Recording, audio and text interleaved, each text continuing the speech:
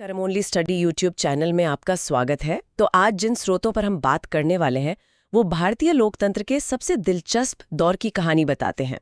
हमारे पास कुछ ऐतिहासिक कानूनी दस्तावेज हैं और सुप्रीम कोर्ट के कुछ सबसे बड़े फैसलों के नोट्स भी हैं। और हमारा मिशन है ये समझना कि आज़ादी के ठीक बाद भारत की सरकार और सुप्रीम कोर्ट के बीच एक ऐसी वैचारिक लड़ाई क्यों छिड़ी जिसने हमारे संविधान के भविष्य को हमेशा के लिए बदल दिया। हाँ, ये अधिकारों और जिम्मेदारियों के टकराव की कहानी है। बिल्कुल, ये सिर्फ कानूनी दावपेच की कहानी नहीं है, ये इस सवाल की कहानी है कि एक नया आजाद देश अपना भविष्य कैसे गढ़ेगा। मतलब एक तरफ संविधान में दिए गए व्यक्तिगत अधिकार थे और दूसरी तरफ करोड़ों लोगों के लिए सामाजिक और आर्थिक न्याय का वादा। इन दोनों के बीच संतुलन कैसे बनाया जाए, यही इस पूरी बहस के केंद्र में था। तो चलिए इसी संतुलन की खोज से कहानी शुरू करते हैं। आजादी के बाद सरकार का सबसे बड़ा लक्ष्य था सामाजिक और आर्थिक लोकतंत्र की स्थापना करना। हाँ, जिसका मतलब सिर्फ ये नहीं था कि सबको वोट देने का हक मिले, बल्कि ये भी कि समाज में अमीर और गरीब के बीच की जो खाई है उसे कम किया जाए। और ये सिर्फ एक राजनीतिक सपना नहीं था, है ना? नहीं, ये तो संविधान के नीति निदेशक तत्वों मतलब directive principles of state policy का एक मुख्य उद्देश्य भी था। विचार ये था कि देश के संसाधनों का बंटवारा इस तरह हो कि उसका फायदा कुछ गिने चुने लोगों को नहीं बल्कि पूरे समाज को मिले। और उस दौर में देश का सबसे बड़ा और सबसे जरूरी संसाधन थी जमीन। सही बात है, और यहीं से असली टकराव की नींव पड़ी। उस समय भारत की ज्यादातर खेती की जमीन कुछ मुट्ठी भर जमींदारों के कब्जे में थी और एक बहुत बड़ी आबादी भूमिहीन मजदूर थी। तो सरकार को लगा कि आर्थिक बराबरी लाने का सबसे सीधा रास्ता है भूमि सुधार यानी लैंड रिफॉर्म्स। बिल्कुल, सरकार की मंशा साफ थी, जमींदारों से अतिरिक्त जमीन लेकर उसे भूमिहीन किसानों और मजदूरों में बांट दिया जाए। और इसके लिए 1950 से ही भूमि सुधार कानून बनने शुरू हुए, जिनमें लैंड सीलिंग प्रावधान था। मतलब कोई भी व्यक्ति एक तय सीमा से ज्यादा जमीन नहीं रख सकता था। सुनने में तो ये एक बेहतरीन सामाजिक न्याय का कदम लगता है, लेकिन ये इतना आसान नहीं था, क्योंकि जमींदारों के पास संविधान से मिला एक बहुत शक्तिशाली हथियार था। और वो था अनुच्छेद 31 के तहत मिला संपत्ति का अधिकार। हाँ, जो उस समय एक मौलिक अधिकार यानी फंडामेंटल राइट था। जैसे ही सरकार ने उनकी जमीन लेने के लिए कानून बनाए, जमींदार वर्ग सीधे सुप्रीम कोर्ट पहुंच गया। और उनकी दलील क्या थी? उनकी दलील बहुत सीधी थी। उन्होंने कहा कि संविधान हमें संपत्ति रखने का मौलिक अधिकार देता है और सरकार एक साधारण कानून बनाकर हमारा मौलिक अधिकार कैसे छीन सकती है। तो यहीं पर संविधान के दो हिस्सों में सीधा टकराव हो गया। हाँ, एक तरफ सरकार की सामाजिक न्याय की जिम्मेदारी और दूसरी तरफ नागरिक का मौलिक अधिकार। और कोर्ट ने इस टकराव में किसका साथ दिया? कोर्ट ने संविधान की रक्षा की। उन्होंने संविधान के अनुच्छेद 13(2) का हवाला दिया, जो साफ साफ कहता है कि सरकार कोई भी ऐसा कानून या विधि नहीं बना सकती जो मौलिक अधिकारों को छीनता या कम करता हो। और इसी आधार पर सुप्रीम कोर्ट ने सरकार के भूमि सुधार कानूनों को रद्द करना शुरू कर दिया। हाँ, तो सरकार का सामाजिक बराबरी का पूरा एजेंडा एक तरह से पटरी से उतर गया। अब सरकार के पास क्या रास्ता बचा था? जब साधारण कानून से बात नहीं बनी तो सरकार ने एक बहुत बड़ा और साहसिक कदम उठाया। उन्होंने फैसला किया कि अगर कानून संविधान के रास्ते में आ रहा है तो हम खुद संविधान को ही बदल देंगे। बिल्कुल, और यहीं से भारत के संविधान में पहले संशोधन की कहानी शुरू होती है 1951 में। तो क्या योजना थी सरकार की इसके जरिए? योजना बहुत सोची समझी थी। इस संशोधन के जरिए 3 बड़े बदलाव किए गए ताकि भूमि सुधार कानूनों को अदालत के दखल से बचाया जा सके। सबसे पहले संविधान में एक 9वीं अनुसूची यानी 9th शेड्यूल जोड़ी गई।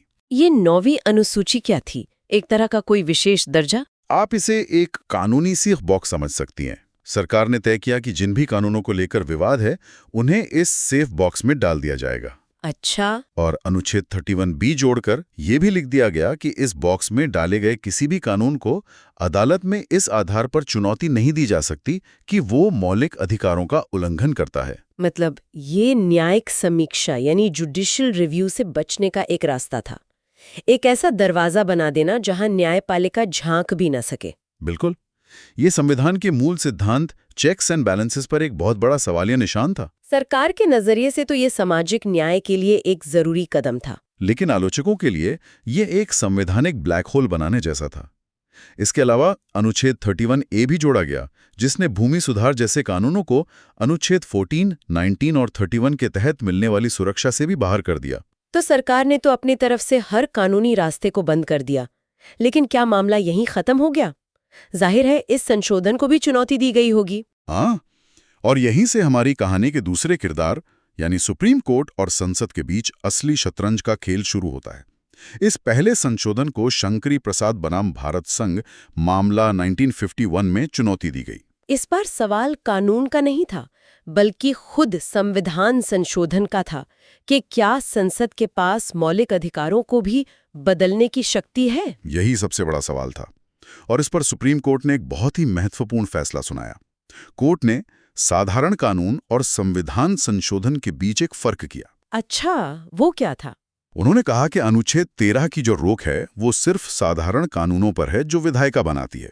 संविधान संशोधन तो अनुच्छेद 368 के तहत मिली एक विशेष शक्ति है, इसलिए वो कानून की परिभाषा में नहीं आता। अगर मैं सही समझ रही हूँ तो कोर्ट ने कहा कि संसद साधारण कानून बनाकर मौलिक अधिकार नहीं छीन सकती, लेकिन संविधान में संशोधन करके छीन सकती है। एकदम सही। इस फैसले से पहले संशोधन को वैधता मिल गई और एक तरह से संसद को मौलिक अधिकारों में भी बदलाव करने का ग्रीन सिग्नल मिल गया। इस पहले राउंड में जीत संसद की हुई। तो लगभग 16 सालों तक यही स्थिति बनी रही। ऐसा लगा कि संसद के पास संविधान बदलने की असीमित शक्ति है। लेकिन जैसा आपने कहा, ये शतरंज का खेल था और कोर्ट का अगला दांव अभी बाकी था। हाँ, कहानी में असली मोड़ तो 16 साल बाद 1967 में आया।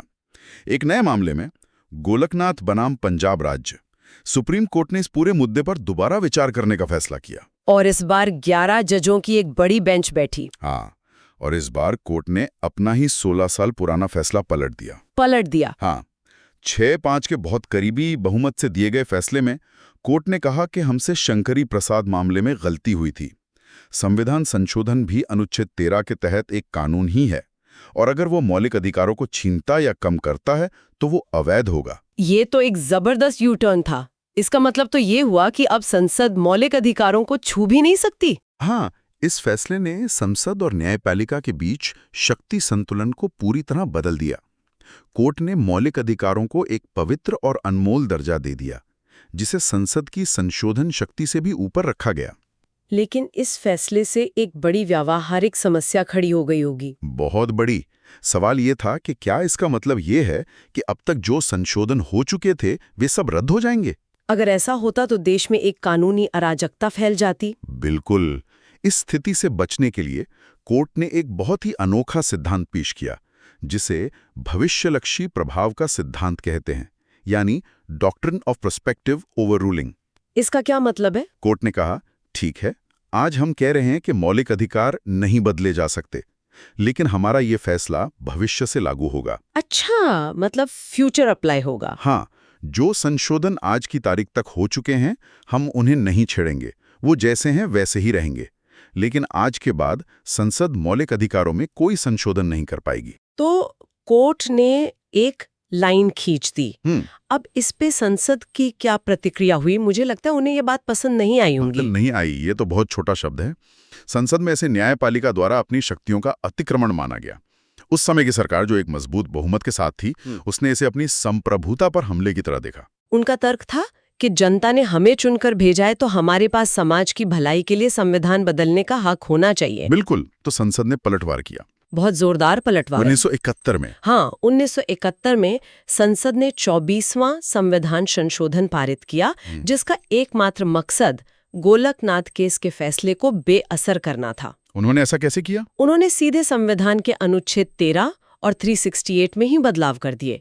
अनुच्छेद 13 में एक नया क्लॉज 4 जोड़कर साफ साफ लिख दिया कि संविधान संशोधन कानून की परिभाषा में नहीं आएगा। और अनुच्छेद 368 में भी उसी में भी जोड़ दिया कि अनुच्छेद 13 की कोई भी बात संविधान संशोधन पर लागू नहीं होगी। संक्षेप में, संसद ने संविधान में लिखकर यह घोषित कर दिया कि हमारे पास मौलिक अधिकारों सहित संविधान के किसी भी हिस्से को बदलने की असीमित शक्ति है और कोर्ट इस पर सवाल नहीं उठा सकता। तो अब गेंद वापस संसद के पाले में थी और इस बार उन्होंने पहले से भी ज्यादा मजबूती से अपनी शक्ति का दावा किया था। इसने तो एक और बड़े टकराव के लिए मंच तैयार कर दिया होगा। और ये टकराव भारतीय न्याय के इतिहास का सबसे बड़ा, सबसे महत्वपूर्ण मुकाबला साबित हुआ। केशवानंद भारती बनाम केरल राज्य। केशवानंद भारती वाद 1973। इसका नाम तो मैंने कई बार सुना है।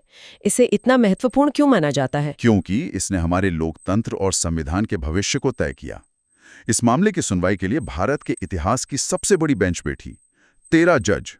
सुनवाई 68 दिनों तक चली। दांव पर सिर्फ कुछ संशोधन नहीं थे, बल्कि पूरे संविधान का चरित्र था। तो इस महामुकाबले का फैसला क्या रहा? फैसला बहुत ही करीबी और पेचीदा था। 7-6 के मामूली बहुमत से कोर्ट ने पहली नजर में संसद की जीत घोषित की। उन्होंने 24वें संशोधन को वैध ठहराया और माना कि संसद को मौलिक अधिकारों में संशोधन करने की शक्ति है। तो क्या संसद के असीमित शक्ति की बात मान ली गई? नहीं। और यहीं पर इस फैसले का वो ब्रह्मास्त्र सामने आया जिसने सब कुछ बदल दिया। कोर्ट ने कहा कि संसद की संशोधन करने की शक्ति असीमित नहीं है। असीमित नहीं है? नहीं, वो संविधान में संशोधन तो कर सकती है, लेकिन वो संविधान के मूल ढांचे यानी बेसिक स्ट्रक्चर को नहीं बदल सकती। संविधान का मूल ढांचा, ये क्या है? ये इस फैसले की सबसे बड़ी और सबसे क्रांतिकारी खोज थी। कोर्ट ने कहा, संविधान सिर्फ कानूनों का एक दस्तावेज नहीं है, ये एक घर की तरह है जिसकी एक नींव होती है, कुछ बुनियादी स्तंभ होते हैं। और संसद को भर में कमरे बदलने, दीवारों पर नया रंग करने का अधिकार है। हाँ, लेकिन वो घर की नींव को नहीं तोड़ सकती।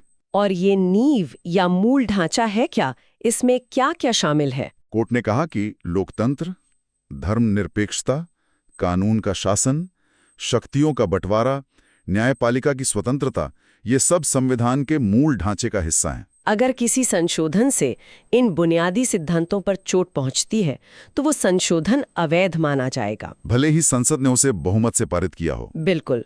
और दिलचस्प बात यह है कि कोर्ट ने इसकी कोई पूरी लिस्ट नहीं दी और ये तय करने का अधिकार अपने पास रखा कि भविष्य में क्या-क्या मूल ढांचे का हिस्सा माना जाएगा। तो आखिर में कोर्ट ने एक बीच का रास्ता निकाला, एक ऐसा संतुलन बनाया जो आज भी कायम है। बिल्कुल, ये एक शानदार न्यायिक संतुलन था।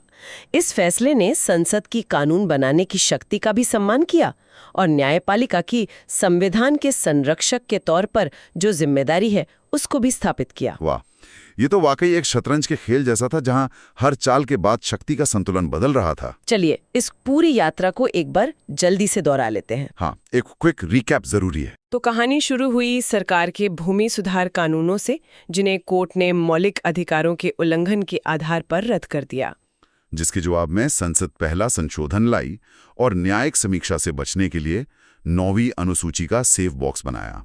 शंकरी प्रसाद केस में कोर्ट ने इस पर मुहर लगा दी और कहा कि संसद मौलिक अधिकार बदल सकती है। लेकिन 1967 में गोलकनाथ केस में कोर्ट ने अपना फैसला पलट दिया और कहा कि मौलिक अधिकार पवित्र हैं, उन्हें संसद नहीं छू सकती। संसद ने इस फैसले को पलटने के लिए 1971 में 24वां संशोधन किया और अपनी शक्ति को असीमित घोषित कर दिया। और फिर आया final round, Kesavananda Bharati case 1973, जिसमें सुप्रीम कोर्ट ने अंतिम फैसला सुनाया।